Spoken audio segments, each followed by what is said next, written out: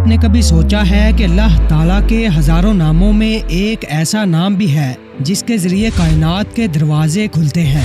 ایسا نام جس سے دعائیں پلک جھپکنے میں قبول ہوتی ہیں، بیماریاں شفا میں بدل جاتی ہیں اور ناممکنات ممکن ہو جاتے ہیں۔ یہ وہ راز ہے جسے ہر نبی کو الگ انداز میں عطا کیا گیا اور ہر ولی نے اپنی ذات میں اس کی چمک محسوس کی۔ یہ کوئی عام الفاظ نہیں بلکہ ایک روحانی کنیکشن، ایک آسمانی کوڈ ہے۔ آج کی اس خاص داستان میں ہم جانیں گے اسم اعظم کا وہ راز جو شاید آپ نے پہلے کبھی نہ سنا ہو۔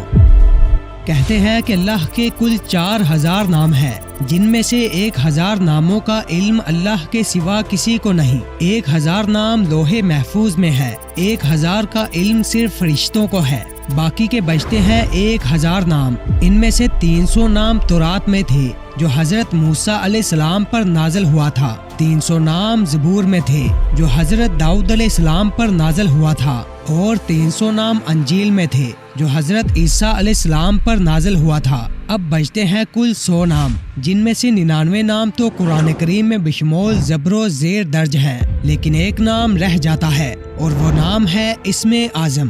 وہ اسم اعظم جو اللہ کے قریب ترین اور خاص بندوں یعنی انبیاء کو عطا ہوا۔ زیادہ تر لوگ سمجھتے ہیں کہ اسم اعظم کوئی مخصوص لفظ یا جملہ ہے۔ ہاں بالکل، لیکن پوری حقیقت بھی جان لو۔ اسم اعظم صرف الفاظ کا مجموعہ نہیں بلکہ ایک روحانی راز بھی ہے۔ اسے حاصل کرنے کے لیے محض زبانی تکرار کافی نہیں بلکہ قلبی طہارت، روحانی پاکیزگی اور اللہ سے خاص تعلق ضروری ہے۔ اسم اعظم کے بارے میں دوسری بات یہ بھی ہے کہ اسم اعظم کی تاثیر وقت اور مقام کے مطابق بدلتی ہے۔ اولیاء کرام اور صوفیہ کا ماننا ہے کہ اسم اعظم ہر دور میں ایک ہی نہیں ہوتا بلکہ ہر نبی، ولی اور عارف کو ان کے مقام، زمانے اور حالت کے مطابق مختلف شکل میں عطا ہوتا ہے۔ یعنی جو اسم اعظم حضرت موسیٰ علیہ السلام کو عطا ہوا وہی حضرت عیسیٰ علیہ السلام کے لیے نہیں تھا۔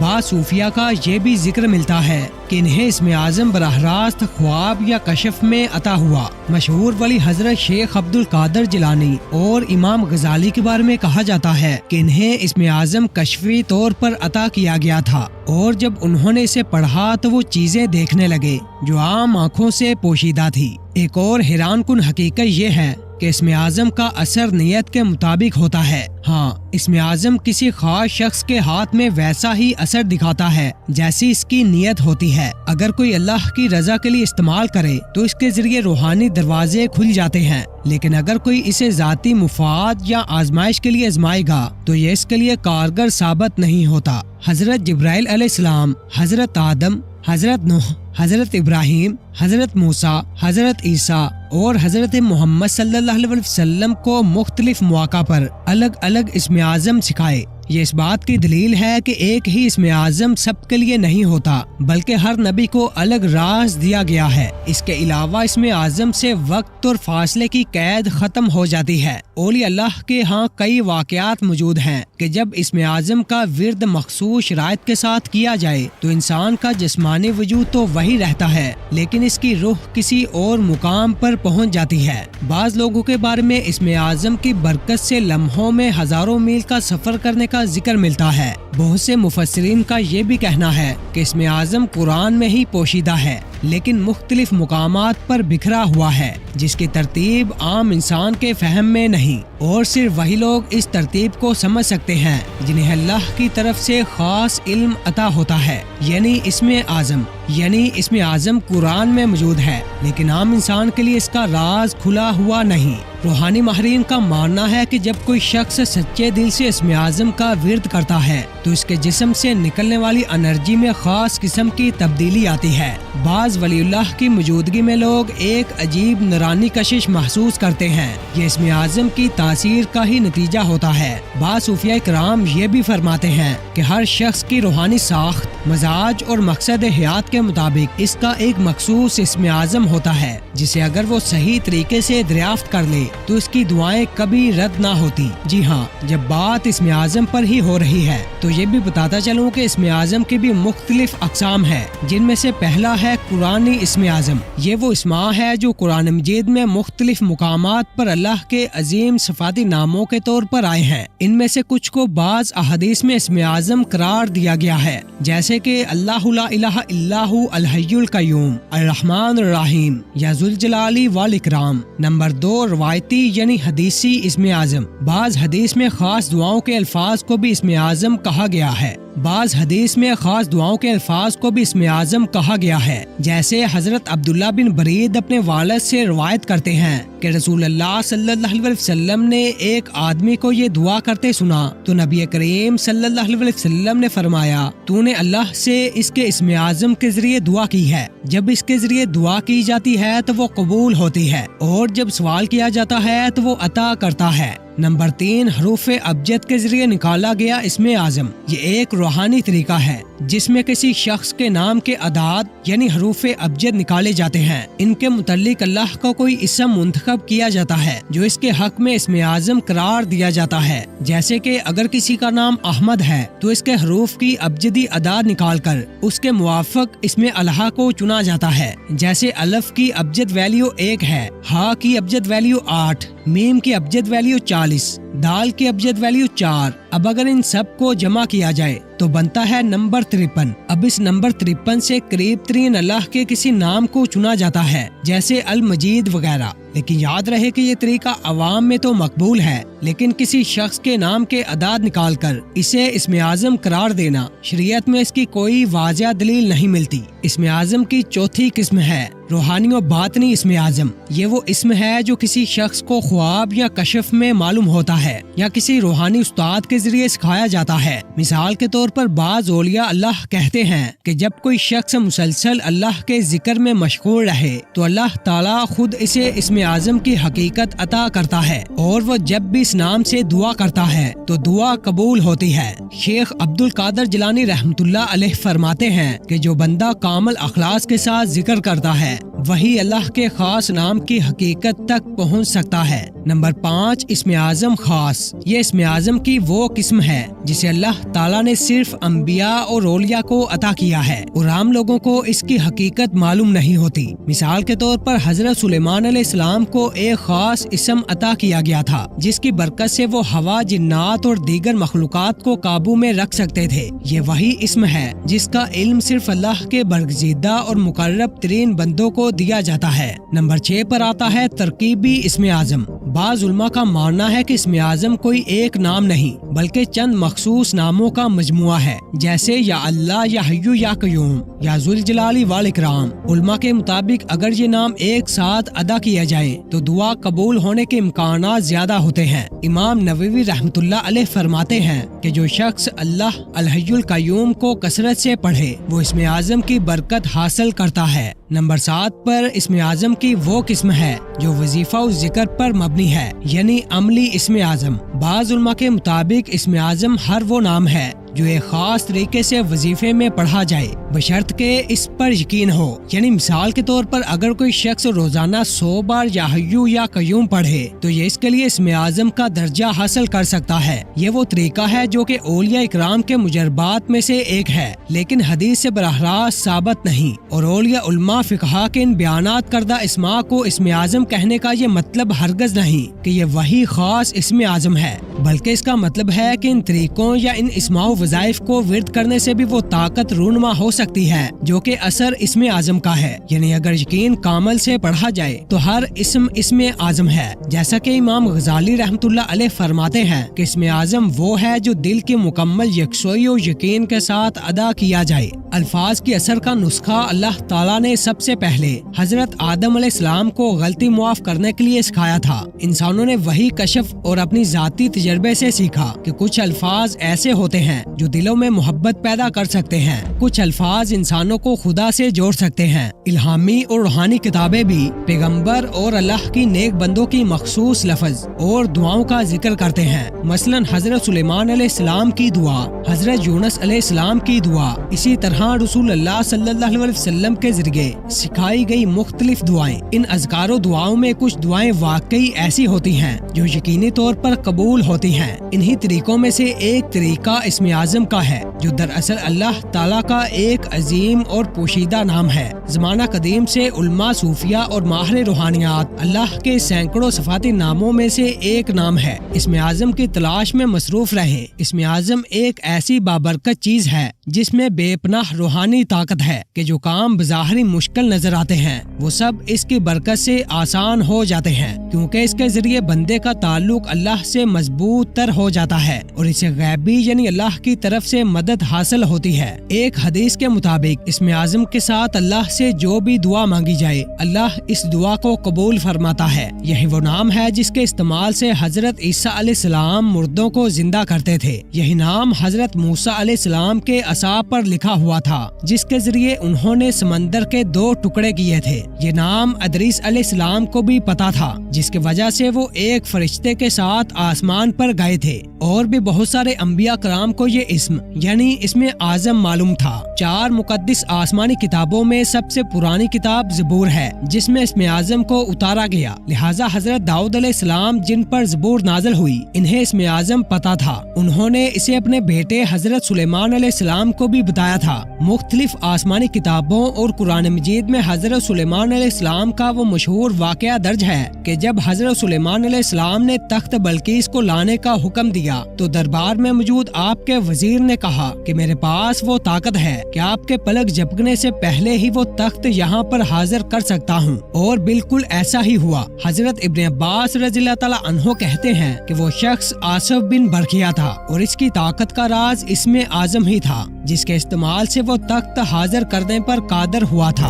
اگر اسرائیلیت اور یہودیت کی تاریخ پر بات کریں تو اسم اعظم کی تاریخ حضرت داؤد علیہ السلام اور سلیمان علیہ السلام سے بھی پرانی ہے۔ اسرائیلیت کہتی ہے کہ اسم اعظم کا علم حضرت موسیٰ علیہ السلام کے پاس تھا اور آپ نے یہ نام اپنے بھائی ہارون اور کچھ خاص لوگوں کو ہی بتایا تھا، جس کا استعمال بنی اسرائیل سخت مشکل اور مصائب کے دنوں میں کرتے تھے اور اللہ تعالیٰ سے اپنی مرادیں پوری کرتے تھے۔ لیکن جب یہودیوں میں ایک لمبے عرصے تک نبوت کا سلسلہ بند ہوا تو وہ کنانیوں کے باطل دیوتا بزبوب کی پوجا کرنے لگے اور عجیب و غریب رسم و منتر و کلمات کا ورد کرنے لگے۔ یہودیوں کے روحانی عاملوں نے یہ دعویٰ کیا کہ مشہور تجربوں سے انہوں نے خاص کلمے اور اسم سیکھے ہیں جس سے ان کی روحانی قوت بڑھ گئی ہے اور اس کے ذریعے وہ قوم یہود کی ہر پریشانی کو دور کر سکتے ہیں۔ انہوں نے بڑے بڑے جادو اور معجزات دکھائے جسے دیکھ کر واقعی ایسا معلوم ہوتا تھا کہ ان کے پاس اسم اعظم کا علم ہے، لیکن سچائی یہ تھی کہ وہ شیطان کی مدد لے کر سفلی اور قبالہ کے ذریعے یہ کام کرتے تھے، اور اسم اعظم کا علم اب بھی صرف گنتی کے چند خفیہ لوگوں کے پاس ہی تھا۔ انہی مخصوص لوگوں میں سے ایک کا نام بالم بن بورا تھا جو ایک کنانی شخص تھا جس کا ذکر بائبل، توریت اور قرآن مجید میں بھی ہوا ہے۔ بالم بن بورا کو اللہ تعالیٰ نے 3 دعائیں قبول ہونے کا شرف بخشا تھا۔ وہ جب چاہے اسم اعظم پڑھ کر 3 دفعہ اپنی دعائیں پوری کروا سکتا تھا۔ روایتوں کے مطابق جب اس کی بیوی کو یہ بات پتہ چلی تو اس نے بالم بن بورا سے کہا کہ میرے لیے دعا کرو کہ میں بنی اسرائیل کی سب سے خوبصورت عورت بن جاؤں۔ لہٰذا بالم نے اس پر دعا کی اور وہ بنی اسرائیل کی سب سے خوبصورت اور حسین عورت بن گئی۔ بنی اسرائیل کے مردوں نے جب اس کے حسن کو دیکھا تو اس کے دیوانے ہو گئی، لہٰذا اس نے بالم کو چھوڑ دیا اور وہ دنیا کی خواہش میں پڑ گئی۔ لہٰذا بالم نے پھر سے خداوند سے دعا کی کہ اسے کتیا بنا دے۔ اب وہ ایک کتیا بن گئی اور اسی طرح بالم کی 2 دعائیں ختم ہو گئی۔ لیکن بالم کے بچوں نے اپنی ماں کی اس حالت کو دیکھ کر اپنے باپ سے منت و سماجت کی کہ اللہ سے دعا کرو کہ اسے واپس انسان بنا دے۔ لہٰذا اولاد کی ضد سے مجبور ہو کر بالم نے پھر سے دعا کی اور اس کی بیوی پھر سے انسان بن گئی۔ اسی طرح بالم کی 3 دعائیں ختم ہو گئی جو دعائیں اس نے اسم اعظم سے کی تھی، اور اب وہ صرف افسوس کرتا رہ گیا۔ یہودیوں کی مقدس کتاب توریت میں پورے چیپٹر کا نام دی بک آف حزقیل ہے، جو اللہ کے ایک پیغمبر حضرت حزقیل علیہ السلام کے متعلق ہے۔ اس صحیفے میں حضرت حزقیل علیہ السلام کے 6 مکاشفوں کے بارے میں ذکر ہوا ہے جسے خداوند نے آپ کو دکھایا تھا۔ پہلا مکاشفہ خشک ہڈیوں کی وادی تھی، جہاں سے حضرت حزقیل علیہ السلام گزرے تو وہاں مردوں کی ہڈیاں بکھری پڑی تھی۔ اب آپ علیہ السلام کی دعا سے ان تمام ہڈیوں پر گوشت چڑھ گیا اور وہ مردہ زندے ہو کر کھڑے ہو گئے۔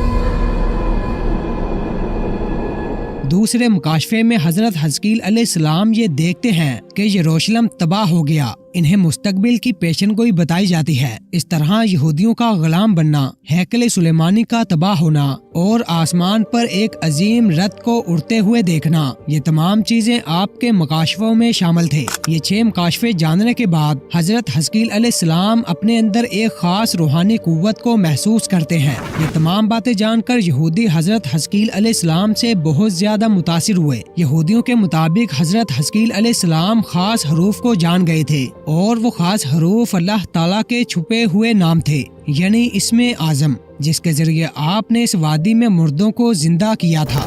دنیا کے مختلف مذاہب، ادیان اور آسمانی کتابوں میں اللہ کے بے شمار نام موجود ہیں، لیکن اللہ کے کچھ نام ایسے بھی ہیں جس کا علم کسی کو بھی نہیں، اور وہ نام پوشیدہ ہیں، جبکہ کچھ نام ایسے ہیں جنہیں اللہ اپنے بندوں میں سے کچھ چنے ہوئے بندوں کو ہی بتاتا ہے۔ یہ اسم سیدھا وحی کے ذریعے اس برگزیدہ بندے کے دل میں ظاہر ہوتا ہے، اور اس کے ذریعے وہ بندہ جو بھی دعا مانگتا ہے وہ فوراً قبول ہو جاتی ہے۔ اللہ کے پوشیدہ نام دوسری آسمانی صحیفوں میں بھی موجود ہے۔ لہذا توریت کی کتاب خروج کے مطابق جب حضرت موسیٰ علیہ السلام نے طور سینا پر خدا سے کہا کہ اگر بنی اسرائیل مجھ سے پوچھے کہ تیرے خالق کا نام کیا ہے تو میں کیا کہوں، اس پر خداوند نے حضرت موسیٰ علیہ السلام سے فرمایا، تمہارے باپ دادا ابراہیم، اسحاق، یعقوب کا خدا یہوہ ہے، اور یہ میرا نام ہمیشہ کے لیے ہے۔ بنی اسرائیل توریت کی تلاوت کے دوران خدا کے اس نام یہوہ کو بلند آواز اور زور لگا کر پڑھا کرتے تھے، کیونکہ ان کا عقیدہ یہ تھا کہ خداوند کے اس نام میں ایک روحانی قوت ہے جس سے اس کی تجلیوں کا ظہور ہوتا ہے، اور یہی سیکرٹ نام آف گاڈ یعنی اسم اعظم ہے۔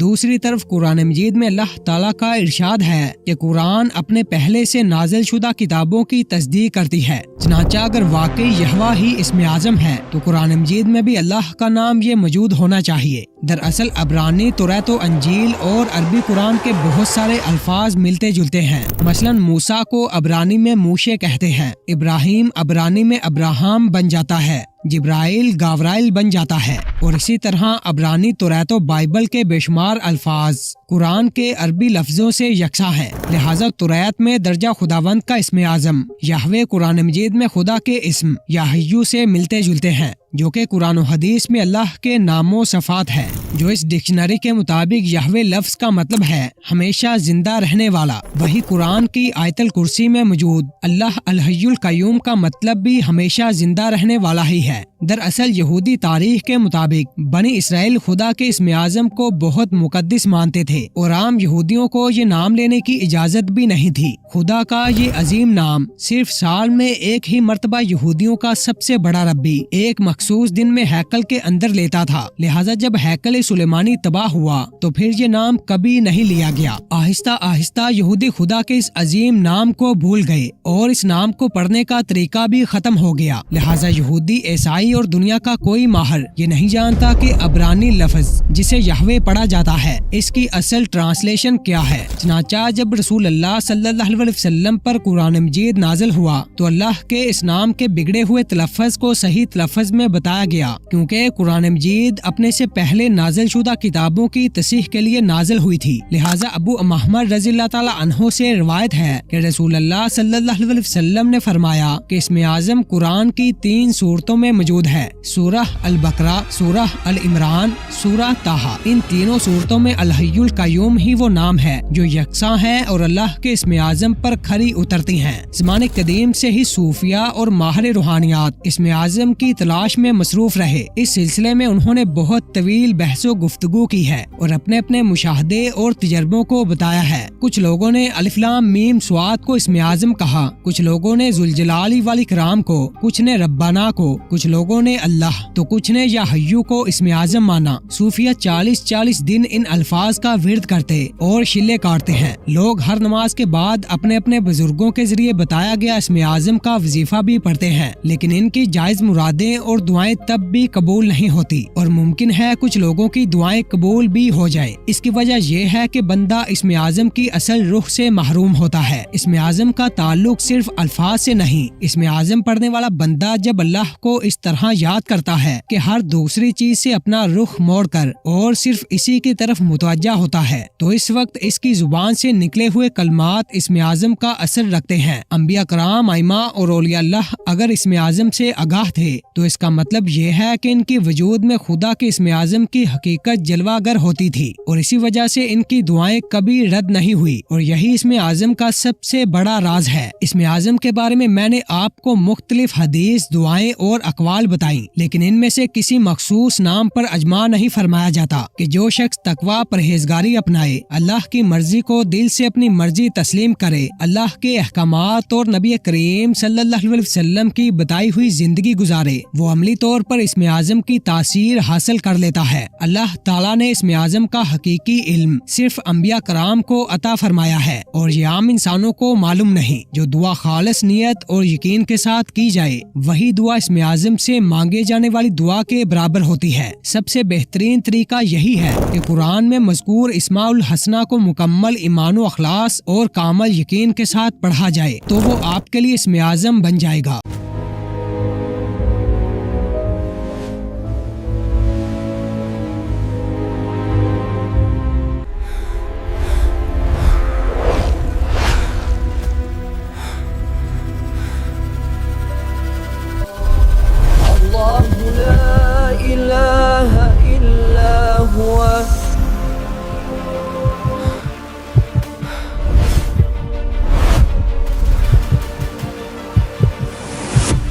یہ وہ رات تھی جب مدینے میں ایک آیت نازل ہوئی۔ یہ وہ آیت تھی جس نے پوری کائنات کو ہلا کے رکھ دیا۔ یہ قرآن کی وہ آیت ہے جس کے اندر ایسے راز پوشیدہ ہیں کہ انہیں تسلیم کرنے پر شیطان اور جنات بھی ماننے پر آمادہ ہو گئے۔ ذرا آپ تصور کریں کہ ایک ایسا دروازہ جس کے پیچھے بے شمار رازوں کا جہان آباد ہو اور اس دروازے کی چابی آپ کو مل جائے تو آپ کی زندگی کس قدر نکھر جائے گی۔ اس دروازے کی چابی قرآن کی یہی آیت ہے اور اس آیت کا نام آیت الکرسی ہے۔ اللہ لا الہ الا هو الحی القیوم۔ دنیا کا سب سے طاقتور لفظ جو ہزاروں سال سے چھپا ہوا ہے وہ اسم اعظم ہے اور اسے جاننے کے لیے بڑے بڑے عالم جستجو میں ہیں، اور دلچسپ بات یہ ہے کہ اسی آیت میں اسم اعظم کی نشانیاں موجود ہیں، یعنی کہ آیت الکرسی کی مدد سے آپ اسم اعظم تک بھی پہنچ سکتے ہیں، اور جو اسم اعظم تک پہنچ گیا سمجھ لو اس نے دنیا و آخرت دونوں میں کامیابی پالی۔ اسی آیت کی مدد سے بزرگ روحانی کاموں میں ہنر رکھتے تھے۔ آج کی یہ ویڈیو دیکھنے کے بعد آپ جان جائیں گے کہ شیطان اور جنات آیت الکرسی سے کیوں دور رہتے ہیں۔ آج آپ کے پاس اسم اعظم کو جاننے کا سنہری موقع ہے، اس لیے ویڈیو کو آخر تک ضرور دیکھیے گا۔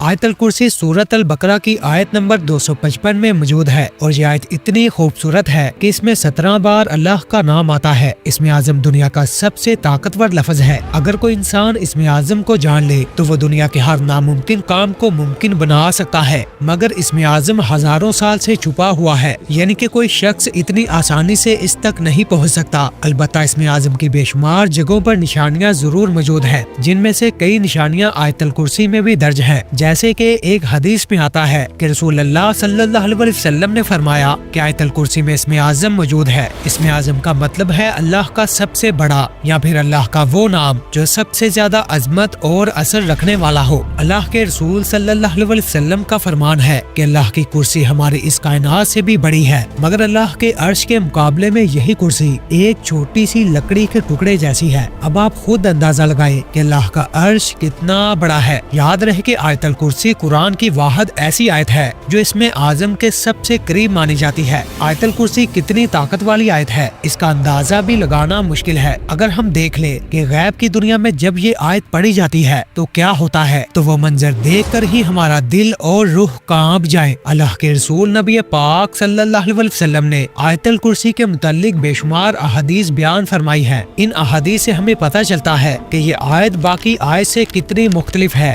حضرت ابو ہریرہ رضی اللہ تعالیٰ عنہ فرماتے ہیں کہ ایک مرتبہ اللہ کے رسول صلی اللہ علیہ وسلم نے مجھے زکوٰۃ کے مال کی حفاظت کے لیے مقرر کیا، لیکن تاریخ میں کمی ہو رہی تھی۔ مجھے یہ معلوم نہیں ہو رہا تھا کہ کون لے رہا ہے۔ اسی مقصد کے لیے ایک رات میں انتظار کرنے لگا کہ مجھے ایک ایسی مخلوق نظر آئی جس کا قد کافی لمبا اور وہ جوان تھا۔ میں نے کہا السلام علیکم۔ اس نے مجھے سلام کا جواب دیا۔ میں نے پوچھا تو انسان ہے یا جن؟ وہ کہنے لگا میں جن ہوں۔ پھر میں نے کہا اپنا ہاتھ دکھاؤ۔ اس نے اپنا ہاتھ دکھایا تو وہ کتوں کے پنجے جیسا تھا اور اس کے بال بھی کتوں جیسے تھے۔ میں نے پوچھا تو یہاں کیوں آیا؟ وہ کہنے لگا میں غریب ہوں، محتاج ہوں اور مشکل میں ہوں۔ میں نے اس کی بات کا یقین کر لیا اور اسے کچھ کھانے کو دے دیا، اور اس نے مجھ سے وعدہ کیا کہ دوبارہ نہیں آؤں گا۔ صبح جب میں نبی پاک صلی اللہ علیہ وسلم کے پاس گیا تو اللہ کے رسول نے مجھ سے پوچھا ابو ہریرہ کل رات جو تیرے پاس آیا تھا اس کا کیا ہوا؟ یعنی کہ اللہ کے رسول صلی اللہ علیہ وسلم کو اس جن کے آنے کا پہلے سے علم تھا۔ میں نے جواب دیا یا رسول اللہ صلی اللہ علیہ وسلم میں نے اسے چھوڑ دیا۔ آپ صلی اللہ علیہ وسلم فرمانے لگے اس نے تم سے جھوٹ بولا، وہ آج رات پھر سے آئے گا، اور ایسا ہی ہوا۔ دوسری رات وہ جن پھر سے حاضر ہوا، اس نے دوبارہ سے چوری کرنے کی کوشش کی۔ میں نے اسے دوبارہ سے پکڑا مگر اس نے منتیں کی اور قسمیں کھائیں۔ میں نے اس پر دوبارہ سے یقین کیا اور چھوڑ دیا۔ صبح نبی صلی اللہ علیہ وسلم نے فرمایا کہ اس نے تم سے دوبارہ جھوٹ بولا اور آج رات وہ پھر سے آئے گا۔ تیسری رات وہ جن پھر سے آیا۔ میں نے کہا تو جھوٹا ہے، اب میں تجھے نہیں چھوڑوں گا۔ جن نے جب سمجھا کہ اب بچنے کا کوئی راستہ نہیں تو اس نے مجھے اپنا سب سے بڑا راز بتایا۔ وہ مجھ سے کہنے لگا کہ اگر تم مجھے اس بار چھوڑ دو تو میں تمہیں ایک ایسی چیز بتاؤں گا جو تمہارے بہت کام آئے گی۔ میں نے کہا بتاؤ۔ وہ کہنے لگا جب تم رات سونے جاؤ تو اللہ لا الہ الا ہو الحی القیوم پڑھ لیا کرو، اور اگر تم یہ پڑھو گے تو اللہ پاک تمہارے لیے رات سے صبح تک حفاظت کرنے والا ایک فرشتہ مقرر فرما دے گا، اور کوئی شیطان یا جن تمہارے قریب نہ آ سکے گا۔ جن نے ابو ہریرہ کو جو آیت بتائی تھی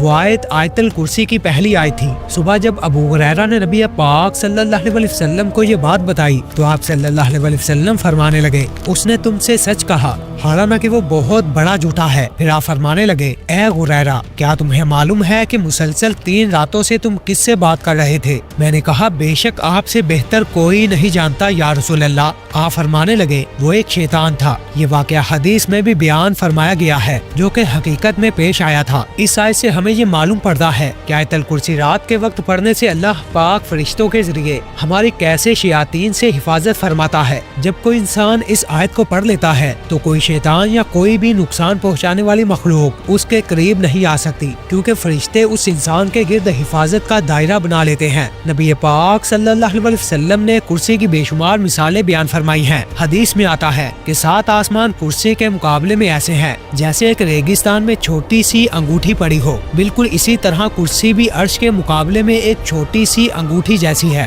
ہماری پوری کائنات کرسی کے مقابلے میں ایک چھوٹی انگوٹھی جیسی ہے جو ایک بڑے سے ریگستان میں پڑی ہوئی ہو، اور وہ کرسی بھی عرش کے مقابلے میں ایک چھوٹی سی انگوٹھی جیسی ہی ہے۔ سبحان اللہ۔ علماء کرام کہتے ہیں کہ کرسی ہماری جسمانی دنیا کا آخری حصہ ہے جس میں 7 آسمان، 7 زمینیں اور پوری کائنات سمائی ہوئی ہے، اور حیرت انگیز طور پہ وہ کرسی بھی اللہ کے عرش کے مقابلے میں کچھ بھی نہیں، جیسے کہ آیت الکرسی میں فرمایا گیا کہ اس کی کرسی نے آسمانوں اور زمینوں کو گھیرا ہوا ہے۔ علماء فرماتے ہیں کہ کرسی اللہ کا علم ہے، کیونکہ اگر غور کیا جائے تو آیت الکرسی میں فرمایا گیا کہ اس کی کرسی نے آسمانوں اور زمینوں کو گھیرا ہوا ہے۔ اس دنیا میں جو کچھ ہو رہا ہے یا ہونے والا ہے سب اللہ کے علم میں اس کی کرسی کے اندر موجود ہے۔ حضرت علی رضی اللہ تعالیٰ عنہ سے روایت ہے کہ کرسی کا ہر پاؤں 7 زمین اور 7 آسمان کے برابر ہے۔ اس کرسی کو 4 فرشتوں نے اٹھا رکھا ہے اور ہر فرشتے کا پاؤں 7 زمینوں کے پیچھے پتھر پر موجود ہے۔ کرسی اٹھانے والوں اور عرش اٹھانے والوں کے درمیان 70 اندھیرے کے پردے اور 70 نور کے پردے موجود ہیں، اور اگر یہ پردے نہ ہو تو عرش اٹھانے والے فرشتوں کا نور کرسی اٹھانے والوں کو جلا دے۔ ایک حدیث میں آتا ہے کہ اللہ کے رسول صلی اللہ علیہ وسلم نے فرمایا کہ اللہ نے تمام تر مخلوق کی قسمت 50,000 سال پہلے ہی لکھ دی تھی، اور یہ وہ وقت تھا جب نہ تو آسمان بنے تھے اور نہ ہی زمین کو پیدا کیا گیا تھا۔ اس وقت اللہ کا عرش پانی پر تھا۔ عرش کو لال یاقوت سے بنایا گیا ہے اور یہ ہمارے یاقوت سے بالکل مختلف ہے، اور اس کے ایک کنارے سے دوسرے کنارے تک کا سفر 50 لاکھ سال کا ہے۔ یاد رہے کہ یہ پوری کائنات اللہ کی قدرت پر قائم ہے، اور اگر ایک سیکنڈ کے لیے بھی اللہ پاک اپنی قدرت کو روک لے تو یہ کائنات ریت کے ذروں کے برابر ٹکڑوں میں بکھر جائے۔ انسان کی فطرت میں اللہ کے تمام نام ظاہر ہوتے ہیں، اور یہ ایک بہت بڑا راز ہے جو ہمیں آیت الکرسی یاد دلاتی ہے کہ ہم کس کے سامنے کھڑے ہیں۔ ذرا سوچیں کہ اس اتنے بڑے راز کو سمجھنے کے بعد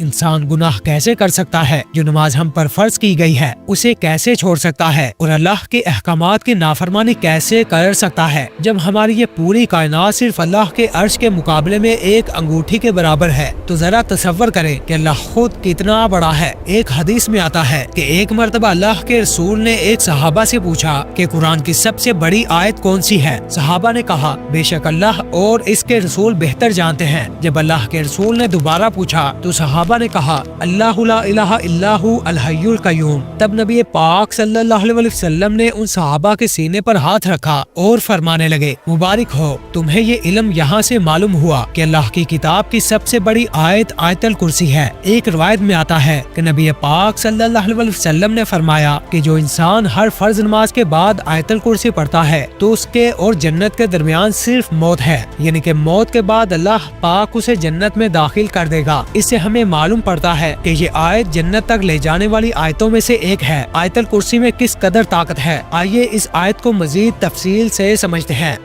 اللہ سب سے بڑا نام۔ اللہ ایٹم کو بھی اتنی ہی آسانی سے پیدا کر سکتا ہے جتنی آسانی سے گلیکسیز کو بناتا ہے۔ ایک رینگنے والے کیڑے سے لے کر ہاتھی تک اس نے پیدا فرمایا ہے۔ اس کی رحمت اور اس کے علم کا اندازہ کوئی بھی نہیں لگا سکتا۔ یہ صرف کہتا ہے کن اور وہ ہو جاتا ہے۔ آیت الکرسی کی آیت ہمیں بتاتی ہے کہ اس کے سوا کوئی معبود نہیں اور صرف اللہ ہی عبادت، محبت اور دعا کا مستحق ہے، اور جو اس بات کو سمجھ گیا وہ کسی سے خوف نہیں کھاتا، نہ وہ اپنے بوجھ سے نہ ہی اپنے دشمن سے۔ کائنات میں چھوٹی بڑی ہر چیز اللہ ہی کی دی ہوئی ہے اور اصلی قدرت صرف اللہ ہی کے پاس ہے۔ آیت الکرسی ہمیں یہ بھی سکھاتی ہے کہ آج ہم زندہ ہیں لیکن ہمیشہ زندہ کوئی نہیں رہے گا۔ ایک دن ہم سب مر جائیں گے۔ ہم کچھ بھی نہیں تھے لیکن اس وقت بھی وہ تھا۔ ہم ایک دن اپنے مقررہ وقت پر ختم ہو جائیں گے لیکن پھر بھی وہ رہے گا۔ ابھی جو ہم سانس لے رہے ہیں ہمیں وہ سانس بھی دینے والا اللہ ہی ہے۔ ہمارا آج جو دل دھڑک رہا ہے اسے دھڑکانے والا بھی وہی ہے۔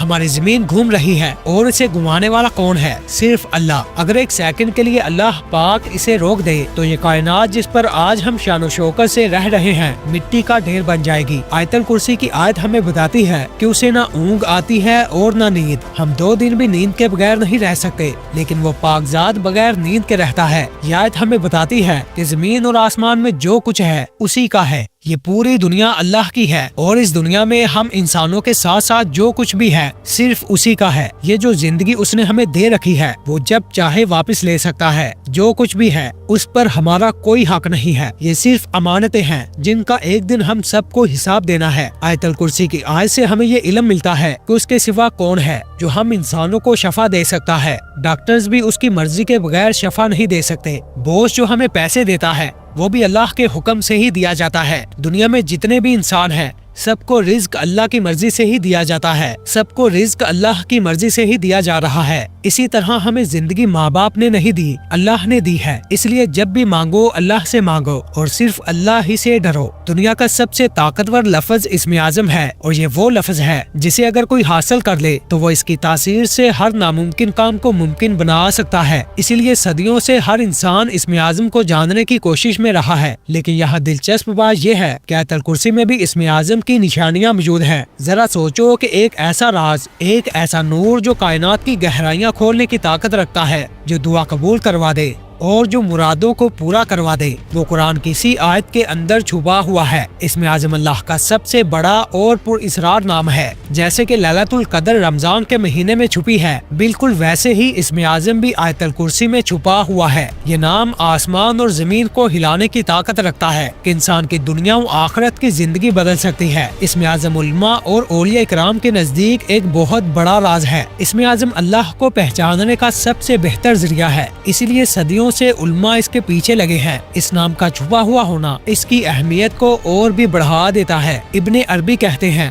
کہ اسم اعظم صرف ایک لفظ نہیں بلکہ اللہ کے معنی کی گہرائی ہے، اس لیے اسے صرف علم سے نہیں بلکہ پاک دل کے ساتھ سمجھا جاتا ہے۔ یہ وہ نام ہے جس کے ذریعے انسان اپنی ہر جائز دعا اور مراد پوری کروا سکتا ہے، لیکن اس کے لیے نفس کو پاک کرنا بھی ضروری ہے۔ آیت الکرسی میں القیوم نام کو بہت سے علماء اسم اعظم کا حصہ مانتے ہیں۔ قیوم کا راز کائنات کے راز میں چھپا ہے۔ کائنات میں ہر سیکنڈ بے شمار مخلوقات کا آنا جانا لگا رہتا ہے۔ ایک حدیث میں آتا ہے کہ اسم اعظم آیت الکرسی کی پہلی آیت میں موجود ہے۔ ایک اور حدیث میں آتا ہے کہ ایک شخص اللہ سے دعا کر رہا تھا، اللہ میں تجھ سے مانگتا ہوں کہ سب تعریفیں تیرے لیے ہیں، تیرے سوا کوئی معبود نہیں، اور بے شک تو بڑی شان بڑی عظمت والا ہے، یا حیو یا قیوم۔ اس پر نبی پاک صلی اللہ علیہ وسلم نے صحابہ سے فرمایا کہ کیا تم جانتے ہو کہ اس شخص نے کس سے دعا کی؟ اس نے اسم اعظم سے دعا کی، اور اسی نام کی طاقت سے اللہ اپنے پکارنے والے کی پکار سنتا ہے اور مانگنے والے کو دیتا ہے۔ اسی طرح حضرت علی رضی اللہ تعالیٰ عنہ اور شیخ عبد القادر جیلانی رحمۃ اللہ علیہ کے نزدیک بھی حیو قیوم اسم اعظم کی طرح کام کرتا ہے۔ لہٰذا قرآن کی اس آیت سے ہمیں پتہ چلتا ہے کہ آیت الکرسی کتنی عظمت والی آیت ہے، اور اس کی آیت میں ہر ایک لفظ میں کتنے طاقتور راز پوشیدہ ہے۔ اسی لیے آیت الکرسی کو پڑھنا اپنی عادت بنا لے۔ ہر فرض نماز کے بعد دعا مانگتے وقت، حتیٰ کہ رات کو سوتے وقت بھی آیت الکرسی کو پڑھنا اپنا معمول بنا لے، کیونکہ اسی آیت میں اللہ کا سب سے طاقتور نام اسم اعظم چھپا ہے۔